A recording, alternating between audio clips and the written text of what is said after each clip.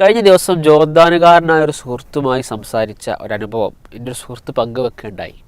പലസ്തീനിലെ നീറുന്ന പ്രശ്നങ്ങളുമായി ബന്ധപ്പെട്ടുകൊണ്ടാണ് ആ സുഹൃത്ത് പങ്കുവെച്ചത്. ആ സുഹൃത്ത് പറയുന്നൊരു വാചകം ഇതാണ്: 1 കിലോ അരിക്ക് $50 പലസ്തീനിൽ എന്ത് ചെയ്യുന്നത്, ഈടാക്കുന്നത്.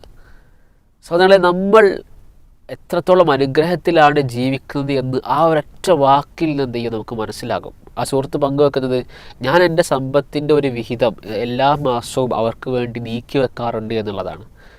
നമ്മൾ എത്ര പേർ അവർക്ക് വേണ്ടി പ്രാർത്ഥിക്കാറുണ്ട്, അവർക്ക് വേണ്ടിയുള്ള പ്രാർത്ഥനകളിൽ നമ്മൾ പങ്കുചേരാറുണ്ട്, അതുപോലെ തന്നെ നമ്മളാൽ കഴിയുന്നതിന് അവരെ സഹായിക്കാറുണ്ട്.